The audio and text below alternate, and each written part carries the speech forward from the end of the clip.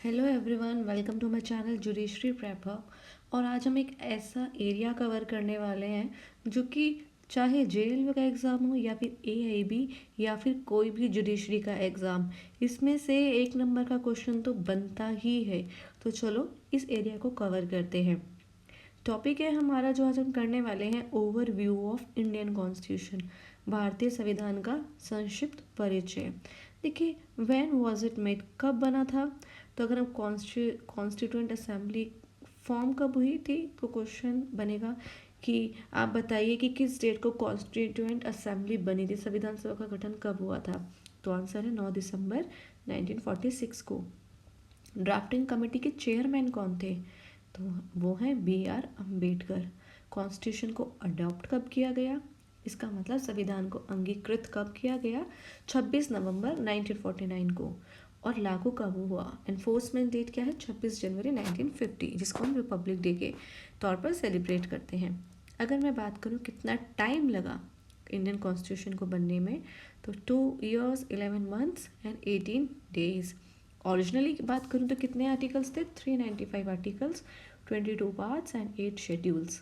लेकिन अगर हम प्रेजेंट स्टेटस की बात करें तो अभी कितने अनुच्छेद हैं, कितने आर्टिकल्स हैं, 448 आर्टिकल्स। देखिए, अगर मैं नंबरिंग की बात करूं तो आर्टिकल्स अभी भी 395 हैं, लेकिन जैसे 21A को ऐड कर दिया गया है, और आर्टिकल 16 है या आर्टिकल 15 है, उसके भी काफ़ी सब क्लॉजेज हैं। बाद में बहुत सारे आर्टिकल्स को ऐड किया गया।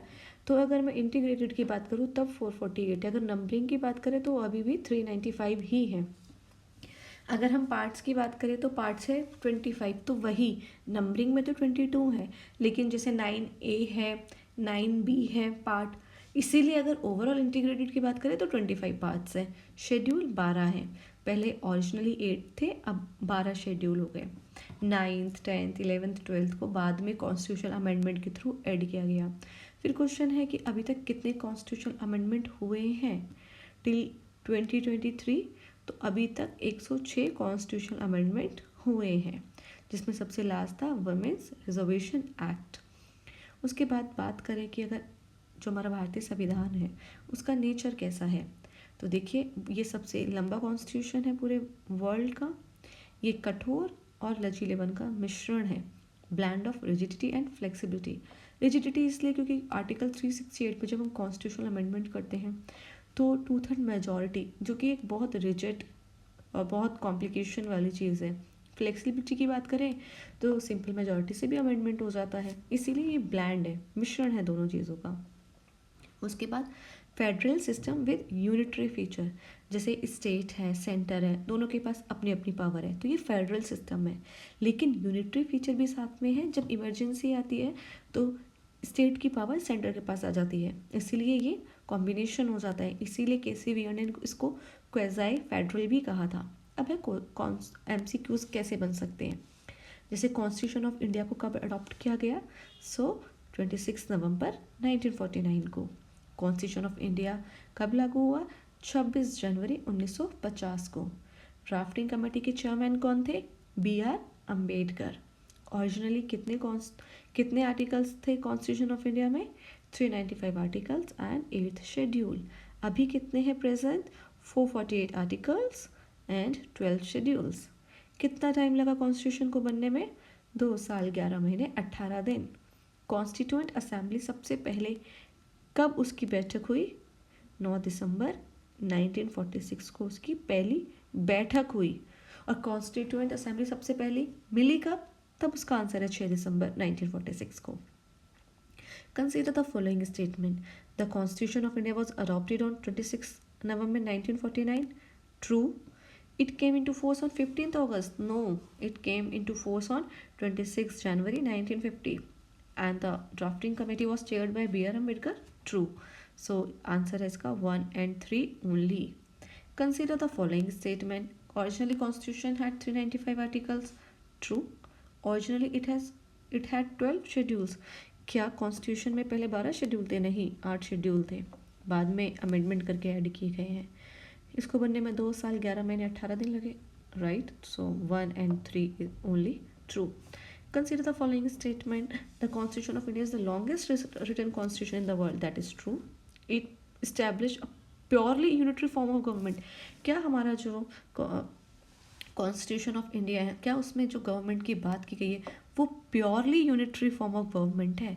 अभी हमने पढ़ा ना कि नहीं, हमारा फेडरल फॉर्म ऑफ गवर्नमेंट है, स्टेट के पास अपनी पावर है और सेंटर के पास अपनी पावर है। कभी कभी सिचुएशन ऐसा हो सकता है कि जब यूनिटरी फॉर्म ऑफ गवर्नमेंट बन पाए, लेकिन प्योरली नहीं है, that is in exception cases.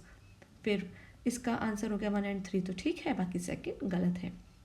फिर है क्या, constitution assembly first met on 9th December and the constitution was enforced on 26 January 1950. Republic Day is celebrated on 26 November।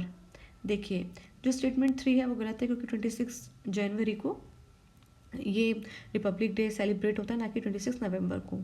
और देखिए first constitution assembly first met on 9 December, ठीक है। The constitution was enforce on 26 January 1950, that is also true. अभी देखिए मैंने एक statement दिया था कि जो हमारी बैठक हुई थी संविधान सभा की वो 9 दिसंबर को हुई थी, और जो सबसे पहले हमारी संविधान सभा मिली थी वो 6 दिसंबर 1946 की थी। तो देखिए ना, क्वेश्चन कभी कभी दोनों मर्ज भी हो जाते हैं, तो आपको अपना प्रेजेंस ऑफ माइंड लगाना है कि उसमें बेस्ट आंसर क्या टेक हो रहा है। The consider the following statement, the constitution of India was enacted by the British parliament. आप बताइए जो हमारी कॉन्स्टिट्यूशन ऑफ इंडिया है उसको इनेक्ट किया था ब्रिटिश पार्लियामेंट ने? नहीं, कॉन्स्टिट्यूशन ऑफ इंडिया को इनेक्ट किया था कॉन्स्टिट्यूशन असेंबली ने, ठीक है। और कॉन्स्टिट्यूशन को अडॉप्ट किया गया था कॉन्स्टिट्यूएंट असेंबली ने, सेकंड ठीक है।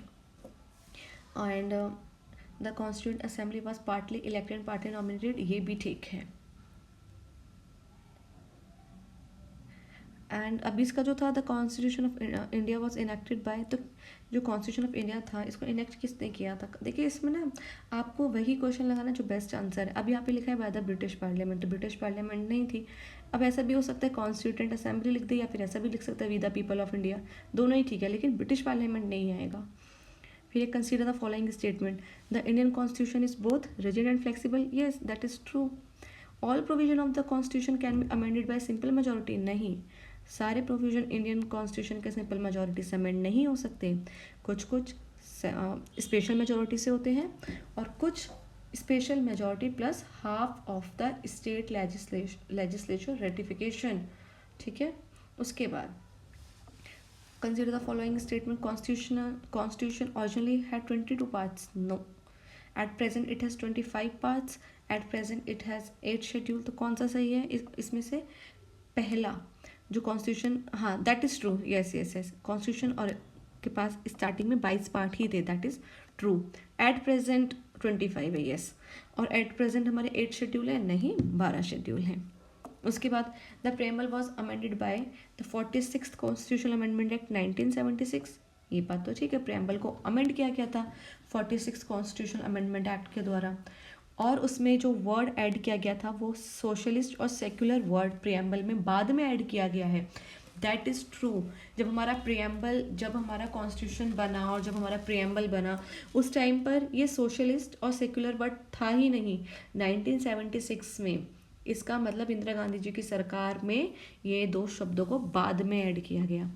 And the third is the preamble is not a part of the constitution, that is wrong, preamble is the part of constitution। फिर the constitution declares India as sovereign, socialist, secular, democratic republic, that is true। The term republic means the head of the state is elected, that is true।